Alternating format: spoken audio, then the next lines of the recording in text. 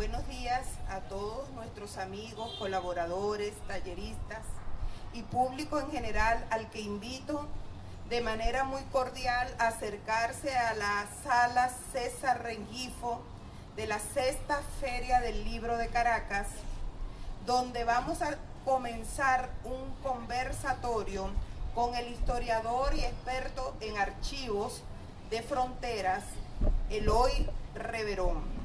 Eloy Reverón es historiador y, como dije, tuvo muchos años en Cancillería dentro de la unidad de archivo de fronteras, y por lo cual se considera hoy día su trabajo el de una experticia en el área. Además, es magíster en el tema de Seguridad y Defensa Integral por el IAEDEN, y también en el Instituto de Altos Estudios Diplomáticos Pedro Gual obtuvo la maestría de Relaciones Exteriores. Digo todo esto para situarlos en nuestro ponente de esta mañana, y esperamos que con este tema de la visión del Esequibo a través de la teoría bolivariana de la historia. Les recuerdo que la teoría bolivariana de la historia es una creación del historiador Eloy Reverón y es el marco referencial para el tema. Dicho esto, vamos a empezar con la primera imagen y nos vamos a preguntar cuál es el problema del Esequibo. Háganme el favor, pasa la primera imagen, si eres tan amable. Entonces ahí tenemos la primera pregunta, ¿no? ¿Cuál es el problema que hay en el Esequibo? A ver, lo tenemos realmente claro los venezolanos, lo hemos tenido claro a través de toda nuestra existencia. Esa es la gran pregunta. ¿Y qué hemos hecho nosotros como venezolanos? Normalmente desde 1835, cuando los ingleses comenzaron a cruzar hacia este lado del Esequibo vibrador, la prensa venezolana comenzó a acusar al gobierno de culpable.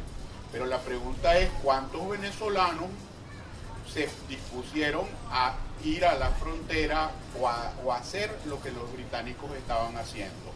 Vale decir, poblar la frontera. Poblar la frontera como lo hizo Brasil.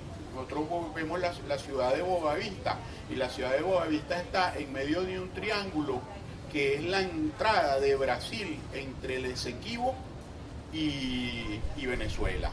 Un triángulo clavado hacia el fondo. Entonces, ahora, el problema concreto es que los secuaces de la reina Victoria, muchísimo antes de que naciera la reina, ya venían haciendo una planificación para, de manos con los indígenas, decían ellos, de la región, expulsar a los españoles de los dominios del Dorado. O sea que desde un primer instante ya ellos están reconociendo que eso es un dominio de los españoles. Y ahí está el texto, ¿no? Eso que vemos allí, puede pasar, va a salir okay. Fíjense ustedes en el mapa, la parte sur, sureste, aquí está, todo este espacio que está allí es el territorio del Yuruari. Así se conocía como territorio del Yuruari. Hay alguien que se va a encargar de la cámara. Qué bueno. Entonces, fíjense ustedes, ¿qué es lo que está pasando? Y en un momento tenemos el proyecto político de Simón Bolívar, no el sueño, no es un sueño. Esa historiografía oligárquica siempre se empeña en decir que es un sueño, que Simón Bolívar es un soñador y que su proyecto no es realizable. Hubo uno más quijotesco que hoy estamos celebrando su natalicio, y que tuvo el guáramo de decir que ese proyecto sí era posible. Entonces, ese proyecto, porque vamos a ver quién y cómo en el siglo XVI ya estaban planificando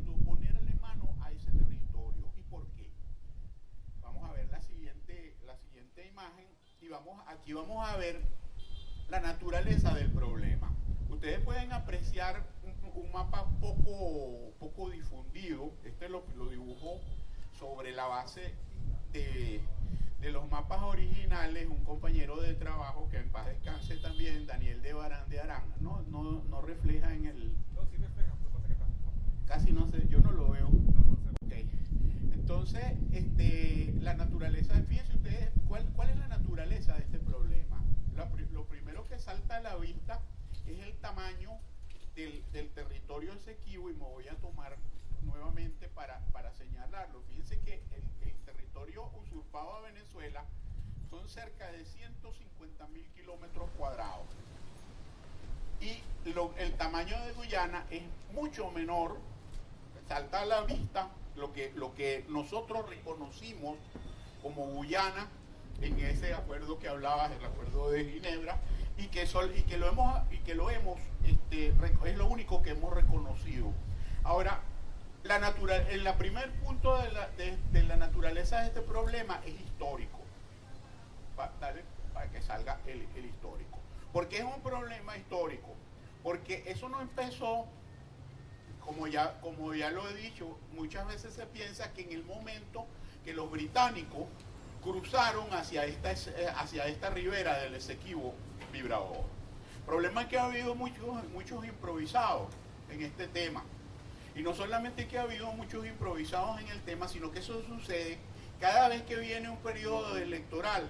Ya yo lo escribía en un artículo en 1997 en la prensa, que cada vez que viene un proceso electoral, entonces la oposición de turno o los grupos o el grupo que se está promoviendo, se utiliza el sentimiento patrio, la gran frustración histórica que inconsciente o inconscientemente cada uno de los venezolanos resguarda sobre ese tema del Esequibo, y se utiliza para manipular las conciencias electorales. Eso es un tema que es histórico. Ahora, es histórico porque va mucho más allá del momento en que ellos cruzan esta ribera del Esequibo Vibrador. Es un plan tan bien articulado que ya en el año, ya Sir Francis Bacon comenzó a pensar en esto a raíz de un viaje que hizo Sir Walter Raleigh.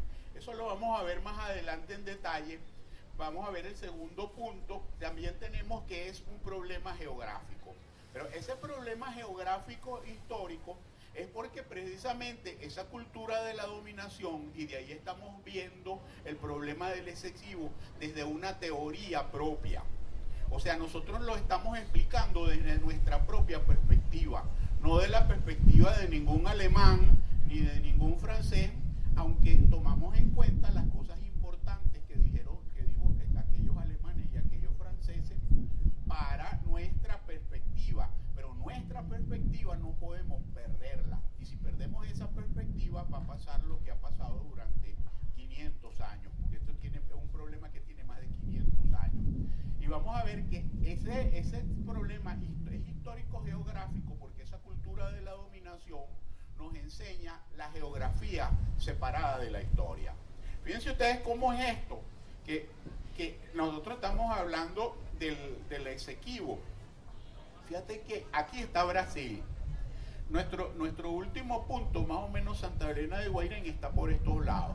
Cuando nosotros bajamos aquí varias horas de carretera y llegamos a este punto, llegamos a una ciudad que se llama Boavista. Boavista es más grande que Barquisimeto y tiene todos los servicios. Es más, todos los venezolanos que viven desde Huasipati para allá van a Boavista a verse con el médico, etcétera, etcétera, etcétera. Entonces, eso es una cultura diplomática, una cultura de emigrantes, que es la heredera de Brasil, y una diplomacia agresiva, una diplomacia de presencia. Vamos a decirlo en pocas palabras. Ese problema también es un problema cultural, aunque no está ahí anotado. Tengo anotado también que es un problema jurídico, creo que es la próxima que viene. Es un problema político y es un problema jurídico. Ahora, y geopolítico. Lo geopolítico implica todo lo que es la estrategia, la geografía, la historia, y la ciencia política. Entonces fíjense ustedes que cuando estamos considerando esta historia, nosotros consideramos la historia de los periodos electorales y podemos apreciar en esa cronología histórica, que también es otra parte de la teoría misma. Para explicar la historia nosotros necesitamos hacer un mapa del tiempo. En ese mapa del tiempo se establecen todos los hechos. La mayoría de las personas que tratan el tema se quedan en los hechos de acuerdo a cómo emocionalmente esos hechos lo afectan, entonces los explican. Pero no, para esto no se necesita corazón, para esto lo que se necesita es cerebro bien combinado con el corazón. Y vemos que además de geopolítico es un problema jurídico, y ahí es donde está la base de nuestras reclamaciones. Seguimos viendo el mapa y seguimos viendo también, vamos a darle otro clic, también que es un problema, como ya lo hemos dicho, también diplomático, porque desde el primer momento en que, vamos a ver la otra imagen, desde el primer momento cuando los británicos comienzan a penetrar por la boca del Esequibo, ya están establecidos, son británicos, son franceses y son holandeses. Perdón. Los holandeses tienen una peculiaridad, que ellos, como son un país de tierras bajas, esa zona de la boca del Esequibo, donde está Georgetown, la capital de la República Federativa de Guyana, es muy fangosa. Y ellos han hecho obras hidráulicas, obras de contención del mar, para lograr conquistar aquel espacio. Pero esos fueron los holandeses, bienvenidos. Entonces, esos fueron los holandeses, pero vemos que es un problema de soberanía. ¿Y por qué de soberanía? ¿Y por qué todo esto junto? ¿Y por qué este problema es tan complejo y sobre todo tan delicado? Que uno no se puede meter a brujo sin conocer la hierba. Y finalmente, lo que yo dije comenzando, que es un problema de una falta de apreciación de que en toda esta historia hay una correlación de fuerza. La fuerza de dominio colonial contra la fuerza de la resistencia liberadora. Eso no se toma en cuenta, no lo toman en cuenta porque los que han hecho nuestras teorías han vivido siempre del otro lado del Atlántico, y cuando nosotros comenzamos a construir nuestras propias teorías, entonces comenzamos a entender el problema. Y ya vamos a explicar qué es eso de teoría, porque es muy